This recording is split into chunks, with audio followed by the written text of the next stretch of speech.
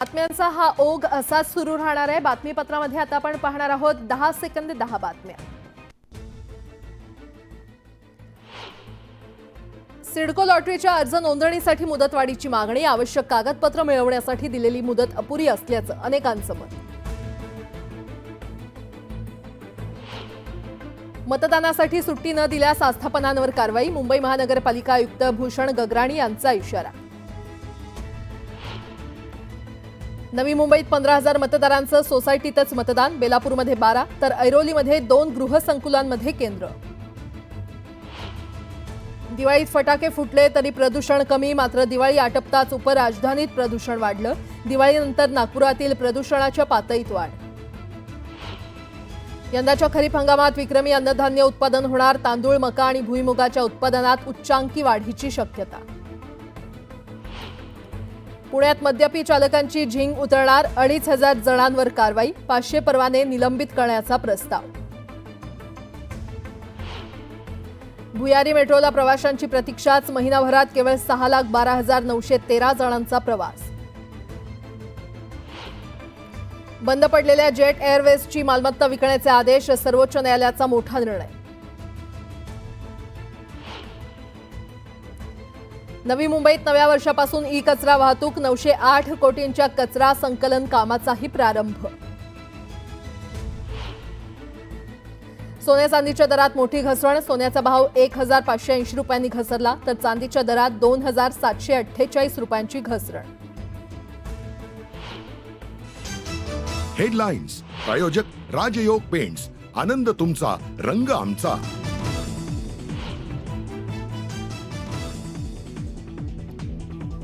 महायुतीच्या उमेदवाराच्या प्रचारार्थ पंतप्रधान मोदी मैदानात, मोदींच्या धुळे आणि नाशिकमध्ये आज सभा।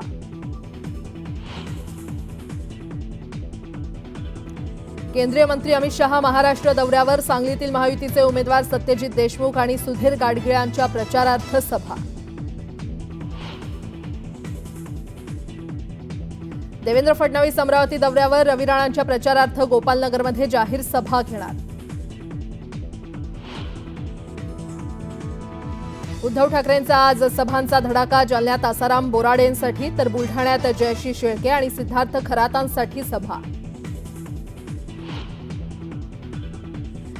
मुख्यमंत्री एकनाथ शिंदेंच्या आज 4 सभा, धाराशिव, परांडा आणि उमरगामध्ये 3 सभा तर बार्शीत राजेंद्र राऊतांच्या प्रचारासाठी सभा। ओबीसी नेते लक्ष्मण हाके यांची कार फोडली, नांदेडच्या बाचोटी गावातली घटना, जरांगे समर्थकांनी भ्याड हल्ला केल्याचा हाकेंचा आरोप, पोलीस स्टेशनवर काढणार मोर्चा। आदित्य ठाकरेंच्या वरळीत संदीप देशपांडेंसाठी राज ठाकरेंची प्रचार सभा, आदित्य ठाकरेंवर एकही शब्द न बोलता परप्रांतीयांवर राज ठाकरेंचा हल्लाबोल।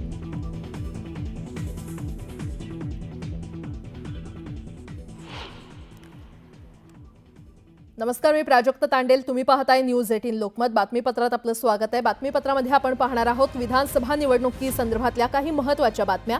वारे विधानसभेच्या माध्यमातून सुरुवात करूया। मुंबईच्या बीकेसीमध्ये झालेल्या महाराष्ट्र स्वाभिमान सभेमध्ये लोकसेवेची पंचसूत्री जाहीर करण्यात आलेली आहे। 10 नोव्हेंबरला महाविकास आघाडीचा जाहीरनामा प्रसिद्ध केला जाणार आहे, अशी माहिती काँग्रेसचे प्रभारी रमेश चेन्नीथला यांनी दिली आहे।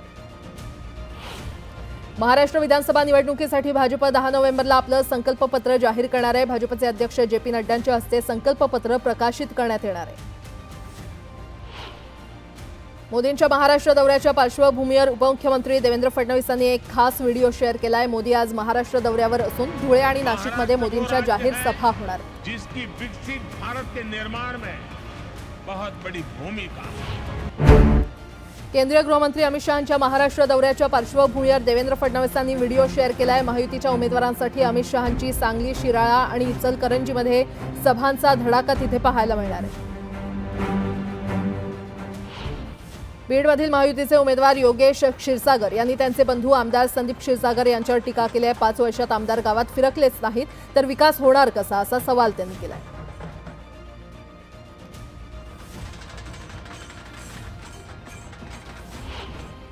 धाराशिवचे महायुतीचे उमेदवार अजित पिंगळे यांनी कैलास पाटील यांच्यावर आरोप केले आहेत। एकनाथ शिंदे यांनी केलेल्या उठावात ठाकरे गटाचे आमदार कैलास पाटील अग्रेसर होते, असा आरोप त्यांनी केलाय।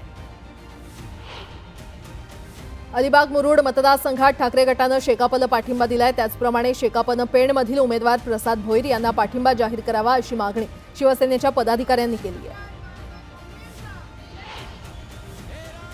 केंद्रीय मंत्री ज्योतिरादित्य सिंधिया यांनी महाविकास आघाडीच्या रणनीतीवर हल्लाबोल केलाय. काँग्रेसला आरक्षण संपवायचंय, मात्र आम्ही तसं होऊ देणार नाही. सरकारनं सुरू केलेल्या योजना आम्ही बंद पडू देणार नाही असं ज्योतिरादित्य सिंधिया म्हटलंय.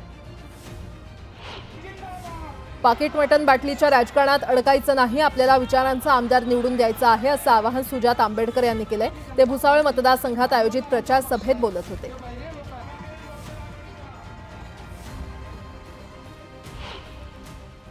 आता एक मोठी बातमी. महायुतीच्या प्रचारासाठी पंतप्रधान मोदी हे मैदानामध्ये उतरलेले आहेत. मोदींची आज धुळ्यामध्ये जाहीर सभा होणार आहे. धुळ्यातील गौशाळा मैदानावर मोदींची जाहीर सभा होणार आहे आणि या सभेला मुख्यमंत्री एकनाथ शिंदे, उपमुख्यमंत्री देवेंद्र फडणवीस हजर राहणार आहेत. पंतप्रधान नरेंद्र मोदींची दुपारी 12 वाजता धुळ्यामध्ये तर 2 वाजता नाशिकमध्ये सभा असणार आहे आणि या सभेची जय्यत तयारी करण्यात आलेली आहे.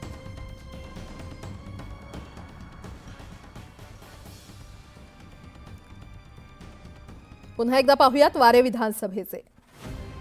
नवी मुंबईतील सानपाडामध्ये राज ठाकरेंची जाहीर सभा होणार आहे. हुतात्मा बाबू गेणू सैद मैदानात सभेचं आयोजन करण्यात आलं. जिंतूर सेलू मतदारसंघात शरद पवारांची जाहीर सभा होणार आहे. महाविकास आघाडीचे उमेदवार विजय भांबळे यांच्या प्रचारासाठी शरद पवार मैदानात उतरले. महाविकास आघाडीच्या उमेदवाराच्या प्रचारासाठी सुप्रिया सुळे पुणे दौऱ्यावर आहेत. वडगाव शेरी मतदारसंघात सुप्रिया सुळेंची जाहीर सभा होणार आहे. अमरावती बडनेरा मतदारसंघात महायुतीचे अधिकृत उमेदवार रवी राणा यांच्या प्रचारासाठी उपमुख्यमंत्री देवेंद्र फडणवीस जाहीर सभा घेणार आहेत. उद्धव ठाकरे आज जालना दौऱ्यावर आहेत. यावेळी जालन्यातील परतूर इथे महाविकास आघाडीचे उमेदवार आसाराम बोराडे यांच्या प्रचारासाठी जाहीर सभेचं आयोजन केलंय. तर बुलढाण्याच्या उमेदवार जयश्री शेळके आणि सिद्धार्थ खरात यांच्यासाठी देखील ते सभा घेणार आहेत. विधानसभा निवडणुकीच्या पार्श्वभूमीवर मुख्यमंत्री एकनाथ शिंदेंनी सभांचा धडाका लावलाय. धाराशिव जिल्ह्यामध्ये 3 जाहीर सभांचं आयोजन करण्यात आलंय. तर बार्शी मतदारसंघात राजेंद्र राऊतांसाठी ते सभा घेणार आहेत. नितीन गडकरी उमेदवारांच्या प्रचारासाठी गोंदिया दौऱ्यावर आहेत. यावेळी भाजपचे उमेदवार संजय पुराम आणि विनोद अग्रवाल यांच्या प्रचारासाठी गडकरींच्या सभेचं आयोजन करण्यात आलंय. ठाणे जिल्ह्यात शिवसेना ठाकरे गट पक्षप्रमुख उद्धव ठाकरे यांची 16 नोव्हेंबरला 3 जाहीर सभांचं आयोजन करण्यात आलंय. ठाणे, कल्याण आणि डोंबिवली या शहरात सभा होणार असून मुख्यमंत्री एकनाथ शिंदे यांच्या जिल्ह्यामध्ये होणाऱ्या या सभांमध्ये उद्धव ठाकरे काय बोलणार याकडे सगळ्यांचं लक्ष लागलं. कायदा सुव्यवस्थेवरून एकनाथ खडसेंनी राज्य सरकारवर टीका केली आहे. पोलिसांच्या गराड्यात असताना सुद्धा बाबा सिद्दीकी यांची हत्या होत असेल, गृहमंत्र्यांना धमक्या येत असतील तर याचाच अर्थ कुणाला धाक राहिलेला नाही असा हल्लाबोल खडसेंनी केलाय. मोर्शी मतदारसंघात महायुतीमध्ये भाजपकडून चंदू यावलकर यांना उमेदवारी देण्यात आलेली आहे. मात्र यावेळी चंदू यावलकर यांचे बंधू संजय यावलकर यांनी महाविकास आघाडीचे उमेदवार गिरीश कराळे यांच्या व्यासपीठावर उपस्थिती दर्शवली आणि त्यामुळे चर्चांना उधाण आले. आता एक मोठी बातमी. महायुती उमेदवारांच्या प्रचारासाठी अमित शहा हे मैदानामध्ये उतरलेले आहेत. आज अमित शहा पश्चिम महाराष्ट्राच्या दौऱ्यावर आहेत. या दौऱ्यामध्ये ते महायुती उमेदवारांच्या प्रचारासाठी 4 जाहीर सभा घेणार आहेत. केंद्रीय गृहमंत्री अमित शहा सांगली, कोल्हापूर या जिल्ह्याच्या दौऱ्यावर आहेत. तर यावेळी शिराळा मतदारसंघातील भाजपचे उमेदवार सत्यजित देशमुख, कराड पश्चिमचे उमेदवार अतुल भोसले आणि इचलकरंजीचे उमेदवार राहुल आवाडे तसंच सांगली मतदारसंघातील उमेदवार सुधीर गाडगीळ यांच्या प्रचारासाठी सभेचं आयोजन करण्यात आलंय. पुन्हा एकदा पाहूयात वारे विधानसभेचे. उल्हासनगर मतदारसंघात अजित पवार गटात बंडखोरी करून भरत गंगोत्री यांनी अपक्ष लढण्याचा निर्णय घेतलाय. मात्र त्यांच्या या बंडखोरीला राष्ट्रवादीचा पाठिंबा आहे का असा सवाल विचारण्यात येतोय. बंडखोरांवर कारवाई करण्यास राष्ट्रवादीनं टाळाटाळ केल्यानं असा सवाल उपस्थित करण्यात येतोय. सदाभाऊ खोत यांनी शरद पवारांवर केलेल्या टीकेचा माजी मंत्री लक्ष्मण ढोबळे यांनी समाचार घेतला. सदाभाऊ खोत यांनी केलेली टीका हे त्यांच्या आईवडिलांनी केलेल्या संस्काराचं दर्शन घडवतं असं म्हणत संत कबीर यांचा दोहा म्हणत खोत यांना गाढवाची उपमा त्यांनी दिली. रोहित पवारांनी राज ठाकरेंवर निशाणा साधलाय. राज ठाकरे विकासाच्या मुद्द्यावर बोलले असते तर त्यांचं भाषण उचित ठरलं असतं. मात्र ते भाजपची भाषा बोलतायत, त्यामुळे त्यांच्या अप्रत्यक्षपणे भाजपलाच पाठिंबा आहे असं स्पष्ट होतंय असं वक्तव्य रोहित पवार यांनी केलं. जळगावच्या अमळनेर विधानसभा मतदारसंघांमध्ये मंत्री अनिल पाटील यांनी अवघे काही दिवस शिल्लक असल्यानं प्रचारावर जोर वाढवलेला आहे. यावेळी गावागावांमध्ये अनिल पाटलांचं जल्लोषात स्वागत करण्यात आलं. शरद पवार गटाचे युवा नेते सूरज वाजगे यांच्या वाहनावर अंधाराचा फायदा घेत 2 अज्ञातांनी हल्ला केला. दगडफेक केल्यामुळे त्यांच्या कारचं मोठं नुकसान झालं. या प्रकरणी पोलिसांकडून अधिकचा तपास सुरू आहे. संजय राऊतांनी आमदार बबनराव पाचपुते यांच्या आजारपणावर टीका केली होती. त्याच्याच निषेधार्थ भाजपच्या कार्यकर्त्यांनी संजय राऊतांच्या पोस्टरची होळी केली. सांगलीच्या मिरजेमध्ये महाविकास आघाडीच्या सभेमध्ये काँग्रेस खासदार विशाल पाटील, राष्ट्रवादीचे नेते जयंत पाटील यांनी एकमेकांना मिश्किल टोलेबाजी केलेली आहे. विशाल पाटलांनी बोलता बोलता मशाल सोबत विशाल आहे अशी आणि हातात घड्याळ बांधलं आहे असं विधान केलं. दिवाळीमध्ये देशातील अनेक शहरांमधील हवेतील प्रदूषण धोक्याच्या पातळीवर पोहोचलं असताना नागपूर शहरातील प्रदूषण मात्र मध्यम या क्रमवारीमध्ये होतं. दिवाळीनंतर मात्र हवेतील प्रदूषणाच्या पातळीमध्ये वाढ होऊन ते वाईट या क्रमवारीमध्ये पोहोचलेलं आहे. बेलापूर आणि ऐरोली या दोन्ही विधानसभा मतदारसंघातील जवळजवळ 15,000 मतदार आपापल्या गृहसंकुलातील मतदान केंद्रांवरच मतदान करणार आहेत. मतदान केंद्राची सुविधा निवडणूक आयोगातर्फे संबंधित गृहनिर्माण संस्थांच्या आवारात केली जाणार आहे. 20 नोव्हेंबर रोजी महाराष्ट्रात विधानसभा निवडणुकीसाठी मतदान होणार आहे. यावेळी मतदाना दिवशी सर्व कर्मचाऱ्यांना सुट्टी देण्याचे आदेश देण्यात आलेत.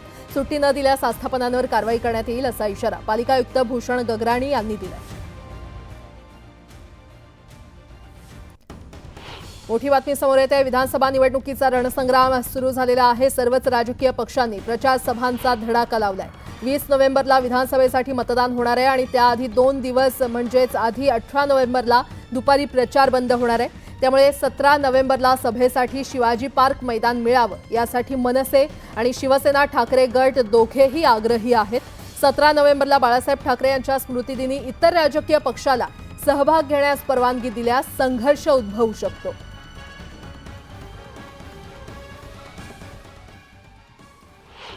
सांगली, मिरज आणि पलूस कडेगाव या 3 मतदारसंघांमध्ये पुरुषांपेक्षा महिला मतदार जास्त आहेत. जिल्ह्यामध्ये 15 ते 20 वर्षांपूर्वी सांगली जिल्हा मुलींच्या कमी जन्मदर संख्येमुळे राज्यात आघाडीवर होता. आता हे चित्र बदललेलं पाहायला मिळतंय. पुण्यातील वडगाव शेरीमध्ये अजित पवार आणि सुप्रिया सुळे यांचा मेळावा होणार आहे. एकाच दिवशी वडगाव शेरी मतदारसंघात भाऊ बहीण प्रचार करणार आहे. विजय वडेट्टीवारांनी महायुती सरकारवर टीका केली आहे. महायुती सरकारच्या नेत्यांनी 35% कमिशन खाल्याचा आरोप वडेट्टीवारांनी केला आहे. जालना जिल्ह्यातील परतूर, घनसावंगी, बदनापूर, जालना आणि भोकरदन या 5 विधानसभा मतदारसंघातून केवळ 7 महिला विधानसभेच्या रिंगणात आहेत. पुरुषांच्या तुलनेमध्ये महिला उमेदवारांचा टक्का नगण्य आहे. पुणे शहराच्या मध्यवर्ती भागात वसलेला झोपडपट्टी आणि मध्यमवर्गीय सामान्य नोकरदार तसंच रोजंदारी करणारा वर्ग असलेल्या पुणे कॅन्टोन्मेंट विधानसभा मतदारसंघात सध्या 2,95,382 एकूण मतदार आहेत. महिला मतदारांची संख्या 1,45,926 वर पोहोचली आहे. बीड जिल्ह्यामध्ये विधानसभा निवडणुकीमध्ये तब्बल 139 उमेदवार रिंगणात उतरले आहेत. त्यातील 58 उमेदवारांना अधिकृत उमेदवारी देण्यात आली आहे. तर हम भी किसी से कम नाही असं म्हणत 81 उमेदवार अपक्ष म्हणून रिंगणात उतरले आहेत. सध्या निवडणुकीची धामधूम सुरू असून आता डॉक्टरांनी त्यांच्या मागण्यांचा आरोग्य जाहीरनामा मांडलाय. डॉक्टरांची सुरक्षितता हा मुद्दा या जाहीरनाम्याच्या केंद्रस्थानी आहे. याचबरोबर रुग्णालयांशी निगडीत अनेक नियमांमध्ये सुधारणा करण्याची मागणी यातून करण्यात आली आहे. केंद्रीय निवडणूक निरीक्षक विकास नरवाल यांनी भिवंडी पश्चिम मतदारसंघाच्या मध्यवर्ती निवडणूक कार्यालयाला भेट दिली. या भेटीदरम्यान त्यांनी स्ट्रॉंग रूमची पाहणी केली. मतदान केंद्रावर देण्यात येणाऱ्या मूलभूत सुविधा, मतमोजणी प्रक्रिया, तयारी आणि अन्य निवडणूक बाबींचा त्यांनी आढावा घेतला. निवडणूक आयोगानं 85 वर्षांवरील नागरिकांसाठी मतदारांसाठी गृहमतदानाची सोय केली आहे. या अनुषंगानं ठाणे जिल्हा प्रशासनाची गृहमतदानाची लगबग सुरू झाली आहे. जळगावातील शनीपेठ पोलिसांनी एका व्यक्तीकडून 25 लाख रुपयांची रोकड जप्त केली आहे. या रोकड संदर्भात संबंधित व्यक्तीनं योग्य ती माहिती न दिल्यानं त्याला पोलिसांनी ताब्यात घेतलंय. राज ठाकरेंनी पुन्हा एकदा मतदारांना आवाहन केलंय. आमच्या हातात सत्ता द्या, महाराष्ट्रात एकाही मशिदीवर भोंगा दिसणार नाही असं थेट आवाहन राज ठाकरेंनी केलं. वाहतूक कोंडी इतकी वाढली आहे की संपूर्ण शहराचा विचका झालाय. याकडे कोणाचंही लक्ष नाही अशा शब्दात राज ठाकरेंनी सत्ताधाऱ्यांना ठणकावलंय. घाटकोपरची सभा झाल्यानंतर वरळीमध्ये राज ठाकरेंची सभा पार पडली. यावेळी ते बोलत होते. विधानसभेची सांगता सभा शिवाजी पार्कात घेण्यासाठी दोन्ही ठाकरे आग्रही आहेत. 17 नोव्हेंबरला सभा घेण्यासाठी राज ठाकरे आणि उद्धव ठाकरे या दोघांनाही मुंबई मनपाकडे अर्ज त्यांनी सुपूर्द केलाय.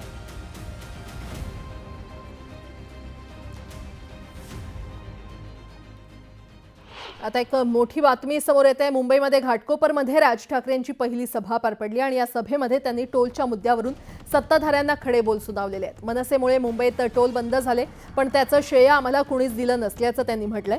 तर दुसरीकडे त्यांनी महाविकास आघाडी सरकारवर टीका करत त्यांना प्राण्याची उपमा दिली आहे.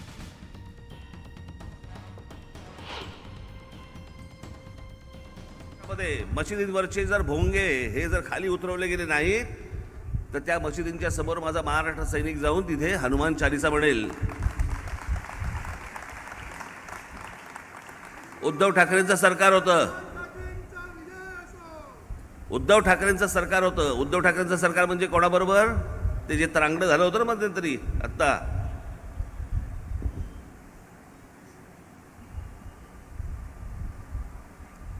तीन वेगवेगळ्या प्राण्यांचं लग्न झालं. काय म्हणजे मला कळत नाही बाहेर काय पडणार. लोकसभा निवडणुकीप्रमाणेच विधानसभेसाठी देखील पंतप्रधान मोदी पुण्यामध्ये रोड शो घेणार आहेत. 12 तारखेला मोदींची चिमूर आणि सोलापुरात देखील सभा होणार आहे. बोरिवली विधानसभा